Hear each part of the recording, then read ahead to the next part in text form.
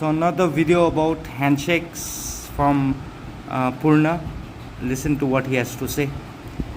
नमस्कार सबैलाई म चाहिँ आज सानो भिडियो लिएर आएको छु भाइसँग होइन साथीभाइ इष्टमित्र जोसुकै होस् तपाईँहरू कहिले पनि ह्यान्डसेक नगर्नु गुड नगर्नु ह्यान्डसेक नगर्नु यसरी ह्यान्डसेक नगर्नु यसरी नगर्नु कदापि बरु नमस्कार गर्नु सबैलाई ह्यान्डसेक गरेपछि मान्छेले मान्छेकै नराम्रो गर्छ मान्छेले मान्छेलाई नराम्रो गर्छ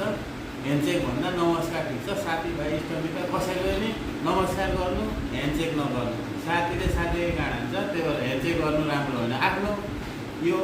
हातको आफ्नो शक्ति आफ्नो ग्रह आफ्नो सबै चिज अर्कोलाई जान्छ आफ्नो शक्ति त्यही भएर कदापि ह्यान्डसेक नगर्नु नमस्कार गर्नु ह्यान्डसेक नगर्नु यसमा चाहिँ एकदम राम्रो हो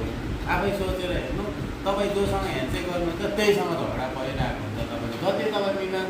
तपाईँको भित्र मनभित्रैदेखिको साथी होस् तपाईँको आफ्नै सम्झिनुहोस् तपाईँले तर एक दिन धोका हुन्छ ह्यान्डसेक गर्नु यो नराम्रो चिज हो ह्यान्डसेक नगर्नु नमस्कार गर्नु सलाम हान्नु यसको यो चाहिँ बेटर राम्रो आइडिया हो है यो आफै सोच्नु संस्कार खोज्दै जानु यो कुरा सत्य कुरो गरेको छु तपाईँलाई के कस्तो लाग्यो प्रतिक्रिया दिनु है यहाँ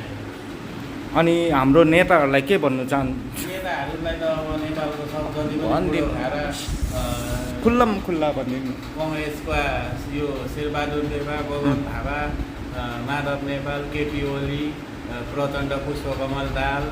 अनि बाबुराम भट्टराई झरना खनाल यी सब यी झोलेमाले बुढा 10-15जना बुढोलाई चाहिँ काठमाडौँमै आएर घरमै ठोक्नुपर्छ यिनीहरू सबलाई गर्दन हान्नुपर्छ ताल परे मिलेन यिनीहरूका झोलेमाले वडादेखि लिएर मेयर सियर यी सबलाई मार्नुपर्छ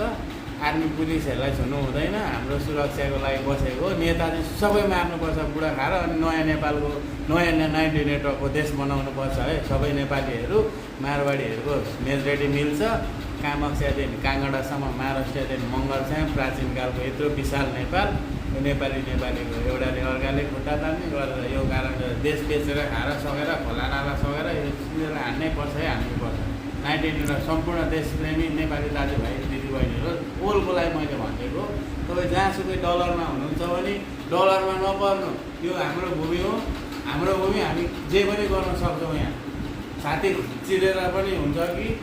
घोडेर हुन्छ कि कसरी हुन्छ देशको लागि हो 90 नेटवर्कको देश बनाउनु छ सबभन्दा धेरै पैसा पनि नेपालमा छ